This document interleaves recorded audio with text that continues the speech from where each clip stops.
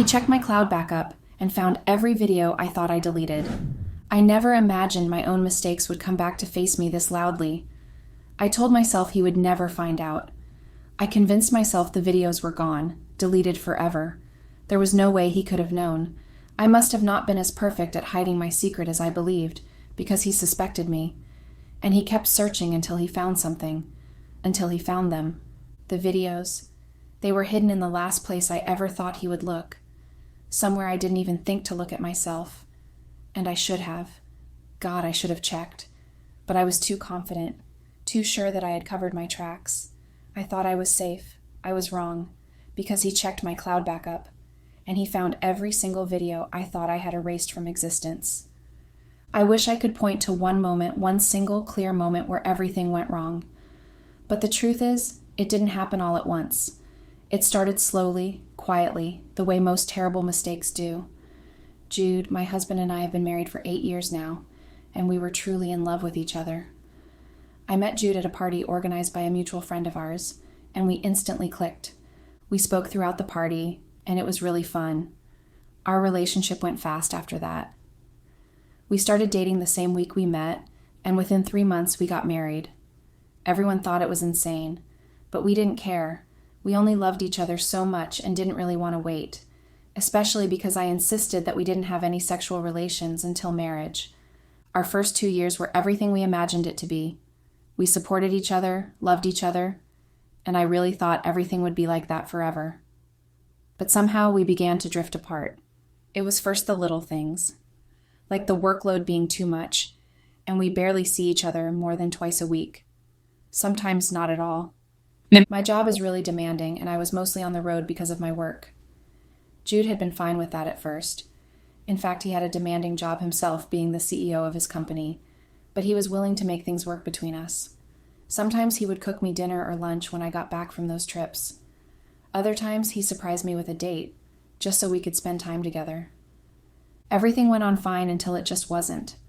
I had always thought myself lucky to have a man who didn't care about my workload, like my exes who ended things with me for the same reason. But then Jude started to have a problem with it. He started to complain about my workload being too much. He wanted me to delegate to junior colleagues, or take breaks off work the way he did. But I didn't want that. I wanted to keep working until I got the promotion I had wanted since the beginning.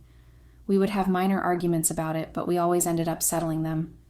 But then the talk of kids started coming into everything, and we really just grew apart somehow.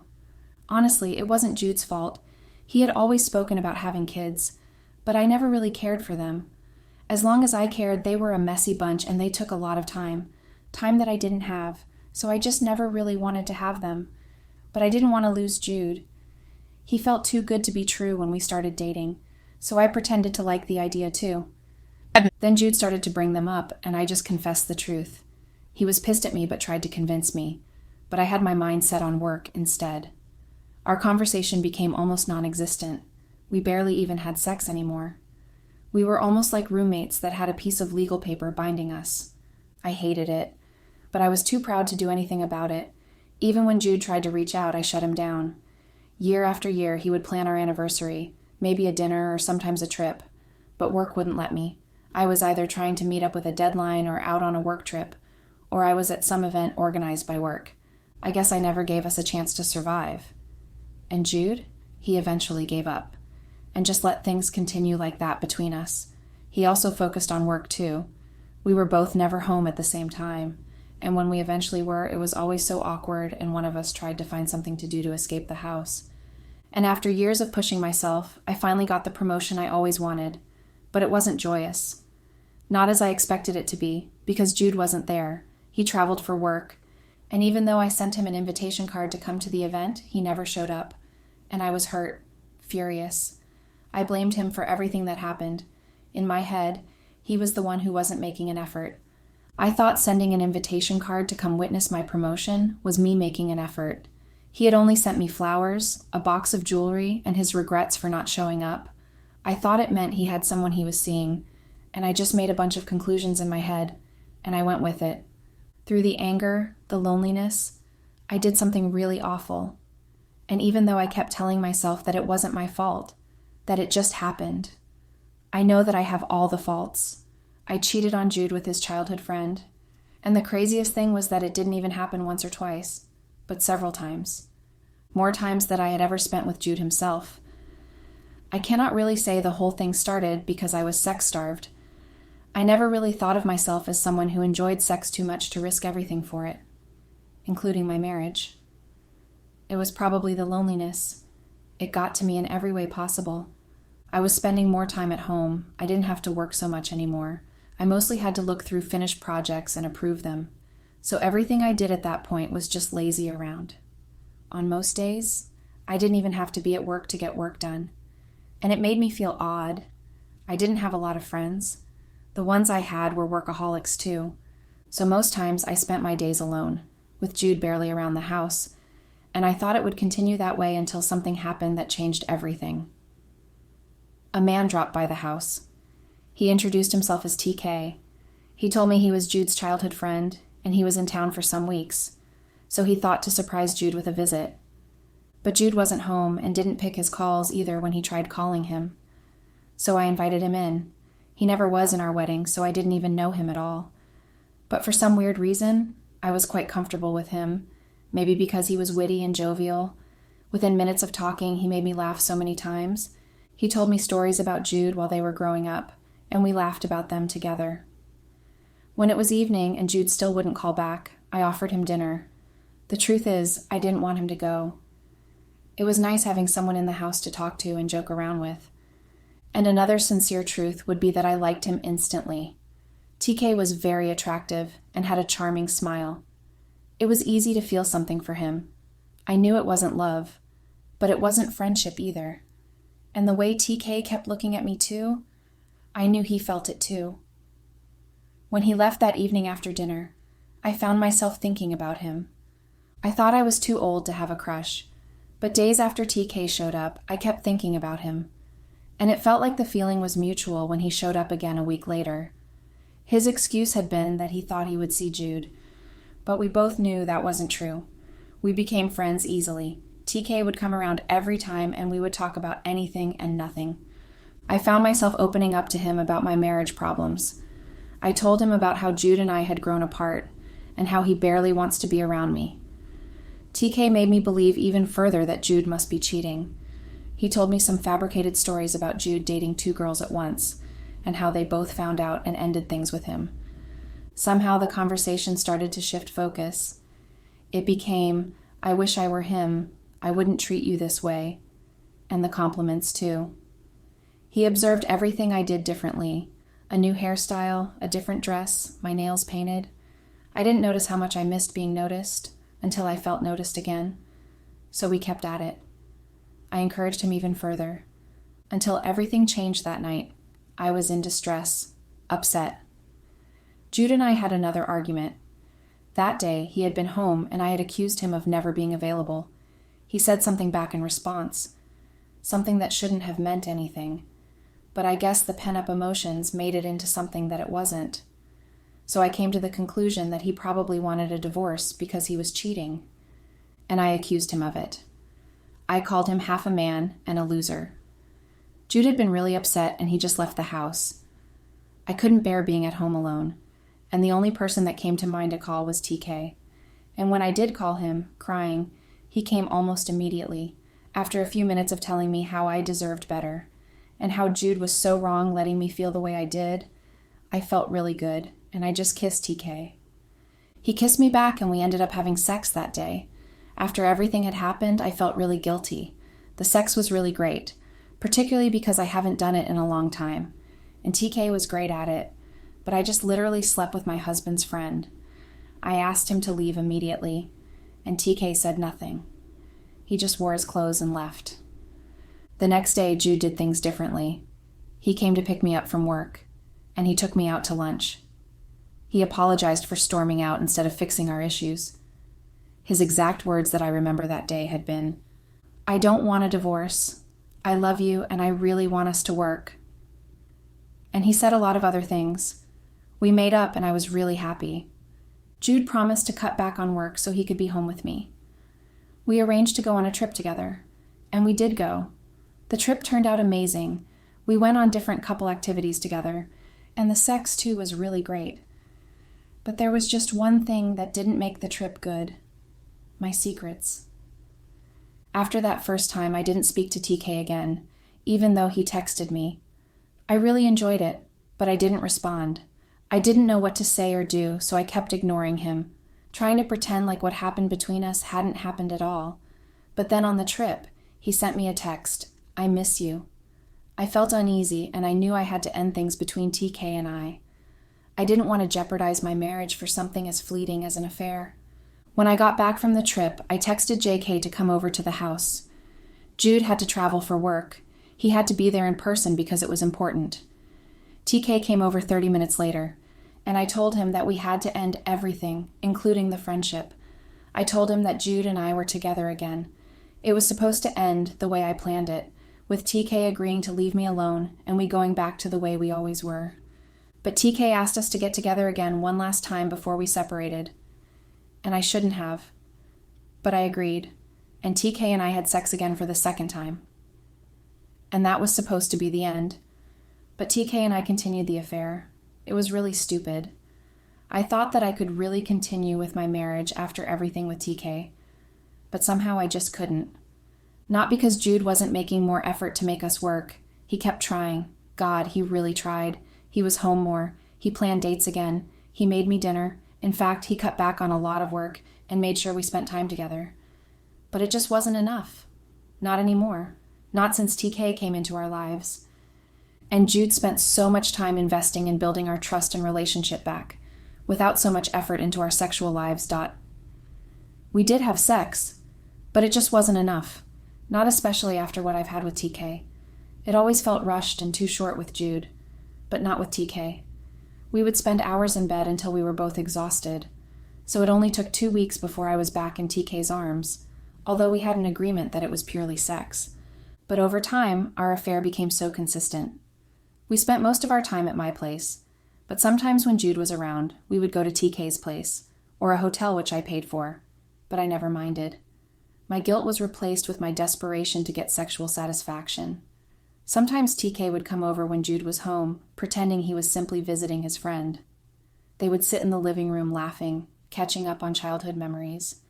And the whole time, TK would be secretly texting me, naughty things, explicit things, messages that made my heart race with guilt and desire all at once. Sitting across from my own husband, acting like everything was normal, while TK sent me texts describing what he wanted to do to me later. It made me feel alive and wanted.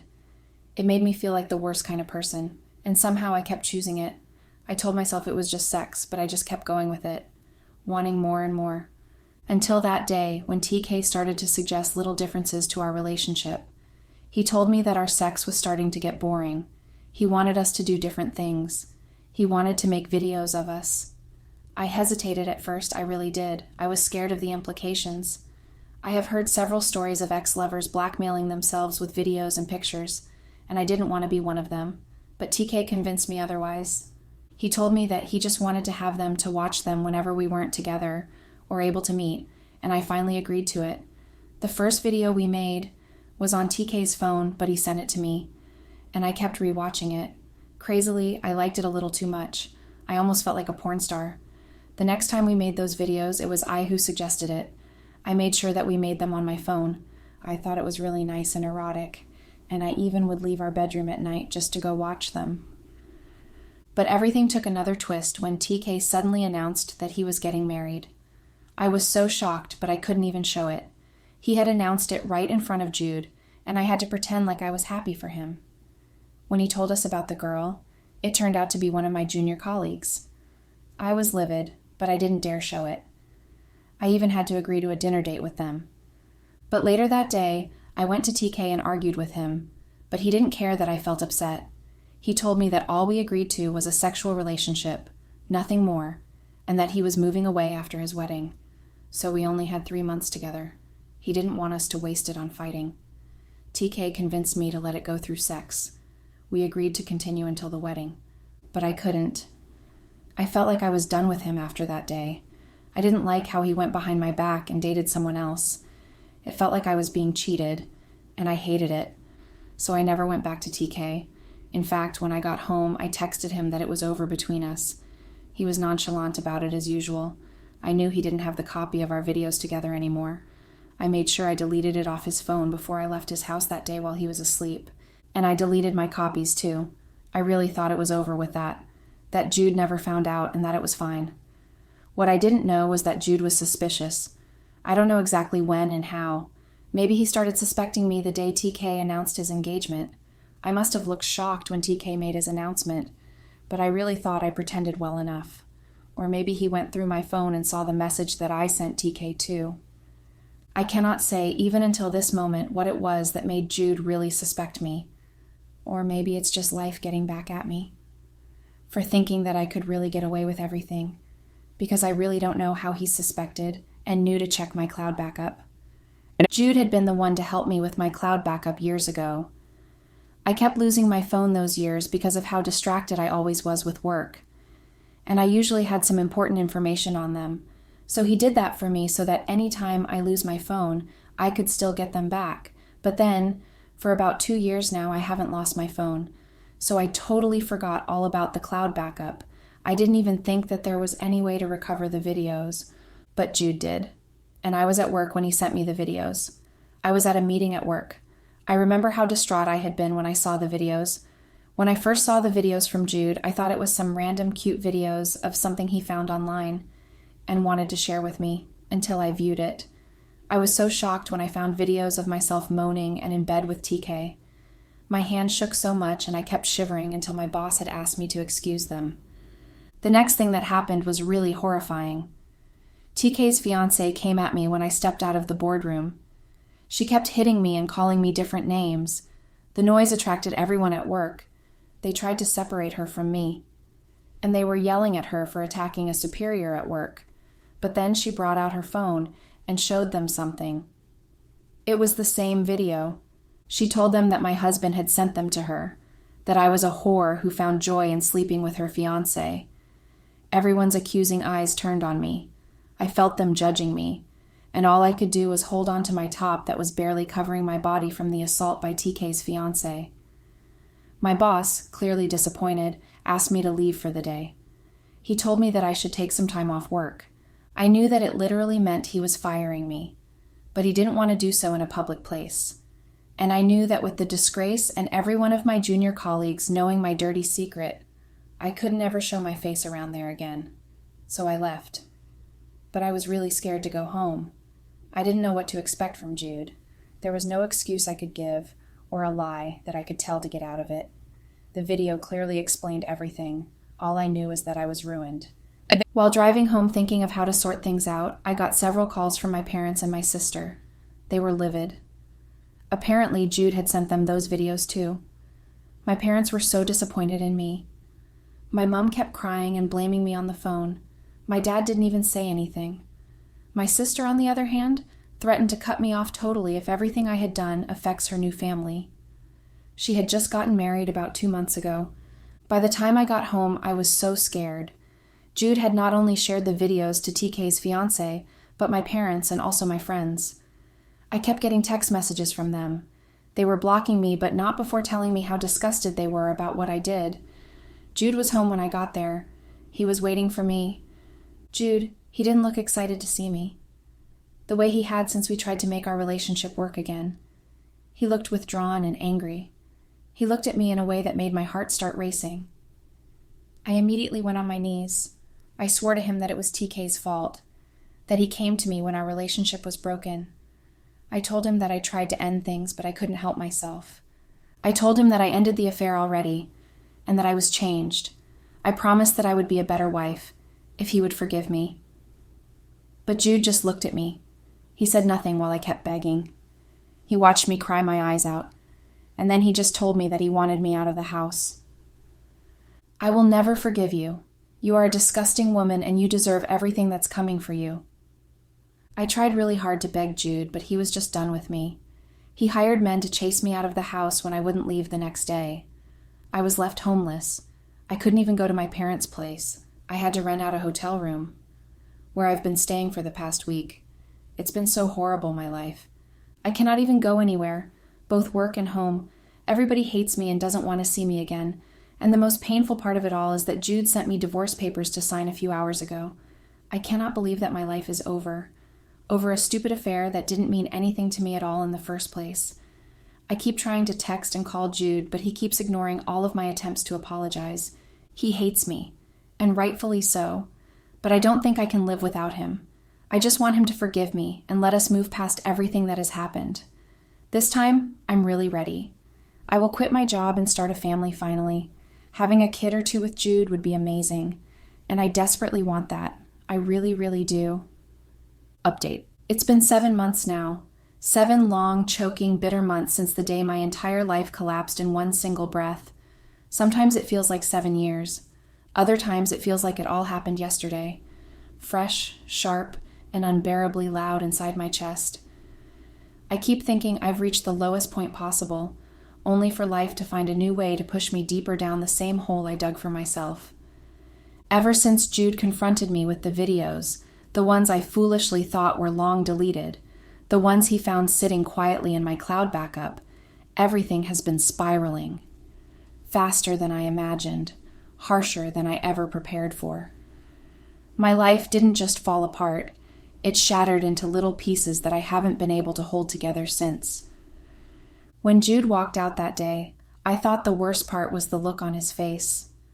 That disappointed, disgusted look that I've never seen on him before. I thought that was the thing that would haunt me the most. But I was wrong. What came after was worse. What came after was a punishment on every side, every angle, every corner of my life. People say time heals all wounds. Maybe that's true for people who made mistakes and repented, but not for someone like me. Some wounds don't heal. Some wounds stay open and raw, refusing to close. Some wounds follow you everywhere. Through your days, through your nights, through your screens, through the sound of strangers whispering dot everywhere I go, my shame follows me like a shadow. After the videos leaked online, because of course they leaked, my name became some kind of dirty punchline. At first it started small. People were attacking and insulting me, and then someone found my work profile, my wedding photos, my username on another app, my old pictures, my office, and suddenly it blew up. Everywhere. TK's fiancé went online. She told them how I kept sleeping my way through to the top, and how I ruined her relationship, and people supported her. They blamed me. The hatred was endless. Homewrecker, disgrace, shameless. She deserves everything that's coming. If I was her husband, I'd leave too. She threw her whole life away for a man who doesn't even want her. And a lot more. Each day felt like the worst. I had a different name each time I went online. The worst part, none of them were wrong. But reading it every day, hearing it every day, seeing people stitch videos of my betrayal with dramatic music and captions, it crushed something inside me that I didn't know could break. I think the part that haunts me the most after Jude walking out is the day I made that post, the one where I tried to explain myself. I still remember how my hands were shaking when I typed it. I don't even know what I was expecting. Maybe sympathy, maybe understanding, or maybe just one person who would say, I get it. You made a mistake, but it doesn't make you evil. I was desperate. I was broken. And in that moment, I felt like the internet was the only place I had left to speak. I poured my heart out, typed things I hadn't even said out loud to myself. I talked about my guilt, my shame, my regrets. I wrote about how heavy it felt to wake up every day, knowing I had ruined the one relationship that ever truly mattered to me. I just wanted someone, anyone, to see that I was human. I still regret posting it every single day. Not because I said something wrong, but because I opened the last fragile part of me to a world that had no intention of offering gentleness. Now I know better. Now I know that some confessions should never be shared publicly. Now I know that the internet isn't a place to heal. It's a place to be judged. And now I know that the loneliness I feared before was nothing compared to the loneliness that came after. I didn't think it was possible to feel empty and lonely all at once. And the crazy thing is that this emptiness hurts. It hurt deeply. And occasionally drowning myself in alcohol still doesn't get rid of it. And in the middle of all of this, my work sent me a letter. A very official, cold, emotionless letter, saying I was terminated, effective immediately. Violation of moral and ethical standards, damage to company reputation, inappropriate conduct. I had expected it, but it still stabbed me when I opened it. But when I tried to apply for new jobs, no one took me. Some HR officers recognized my name immediately. Some pretended they didn't. Some simply said, "We'll get back to you," and never did. One woman, God, I'll never forget. She looked at me, paused, tilted her head, and said, "Aren't you the woman from that cheating video?" I couldn't even lie. I just froze, my lips trembling, my palms sweating, my throat closing, and she looked at me like I was something disgusting stuck to her shoe.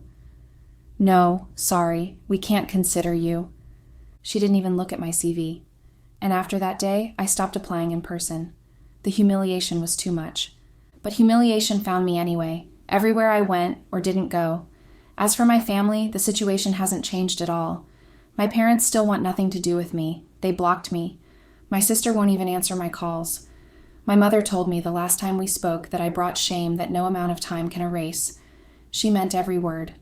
My friends, I mean what's left of them, cropped me out of their photos and blocked me. They pretended I didn't exist. Some of them even posted things indirectly shading me, as though they wanted to publicly distance themselves from my sins. I don't blame them. Who wants to be associated with someone who's trending for the worst reason possible? And then there's TK. He denied everything, publicly. He said he barely knew me. He said that I seduced him, and that he was convinced to betray Jude. He was trying to redeem himself on the internet. He never even blinked when he lied like that. The same man who held me and slept with me more times than I can count. The same man who ruined my marriage with me. But the world didn't believe him anyway. He got his own hate fans too. But I wasn't even shocked by his lies. His betrayal didn't hurt as much as Jude's absence, though. I miss him every single day. There is no moment where I don't think of him. His smile, his patience, his voice, the way he used to hold me like I was the safest place he could rest, the way he used to touch my back when I was stressed, the silly jokes, the soft kisses on my forehead, the dinners he made for me, the trips, the fights we always resolved, the man he was, the man whose trust I broke. He blocked me everywhere: WhatsApp, calls, emails, social media, even mutual friends. He made sure that he burnt every belongings of mine that I left, including his ring. He didn't want a single reminder of me. I knew that because the last time I went by the house to try and see him, I saw everything burnt to ash. His ring was the only survivor.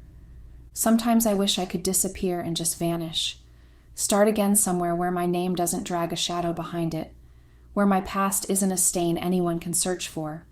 But even if I left, even if I tried to start over, the truth would follow me. Because the hardest part isn't the judgment. It's that I know, deep inside, that I did this to myself. I broke something that was pure. I lost a man who loved me wholeheartedly, and now I'm left with the pieces that cut me every single day. I know that Jude will never forgive me. I know if my family will ever speak to me again, it will be in years to come. If they ever will. I don't know if I'll ever be more than the mistake people whisper about. All I know is that I carry this weight everywhere I go, and it's heavier than anything I've ever felt. Sometimes I wonder if I will ever feel whole again. Sometimes I doubt I even deserve to. Some nights I don't sleep at all. Other nights I wake up screaming. Most nights I cry until morning. I barely eat. I barely function. I barely exist. The house is too quiet without Jude, too empty, too cold. My thoughts echo inside it like ghosts. I keep replaying everything in my mind. All the mistakes, all the warnings I ignored, all the opportunities I had to stop, all the times Jude tried, all the times I shut him out, all the times I chose TK, all the times I lied, all the times I betrayed the man who gave me everything. And the worst part is knowing I can never fix it. There is no apology that can erase the hurt I caused, no explanation that can justify what I did, no begging that can bring Jude back, no prayer that can reverse the choices I made. People say move on, but how do you move on from a world you burned yourself? How do you breathe when every breath feels like a reminder of what you destroyed? How do you face tomorrow when yesterday is still crushing you? I haven't moved on. I can't. I don't think I ever will. Because how do you heal from a wound you caused with your own hands? How do you forget a man you loved but deeply betrayed? How do you forgive yourself for destroying your own life? The truth is simple. I won't ever recover. I don't deserve to. And every day feels like the universe agrees. The worst part? I can't stop imagining him with someone else. Not because I think he moved on quickly, but because my mind tortures me with the idea. Some nights I picture him sitting with another woman. A woman who didn't betray him, who didn't lie, who didn't destroy everything she touched. A woman he can trust. A woman who laughs freely, who doesn't shake when she speaks, who doesn't have a past that spreads like wildfire across the internet. I picture him smiling at her the way he used to smile at me. And every time those images come, I feel something inside me collapse a little more. Like the pieces of me that are left don't even want to hold themselves together. I tell myself to stop imagining it, but my mind doesn't listen. It keeps replaying the possibility, and every replay feels like another knife. I don't think I could ever forgive myself, even if the world forgets eventually. There is no redemption arc for someone like me, no healing, no future, no softness, no forgiveness, and certainly no escape. It's just consequences, regrets, silence, pain, and me drowning in the life I ruined. If you're reading this, don't ever be like me. Don't ever gamble with someone's heart. Don't ever throw away a good person. Don't ever cheat. The price is never worth it.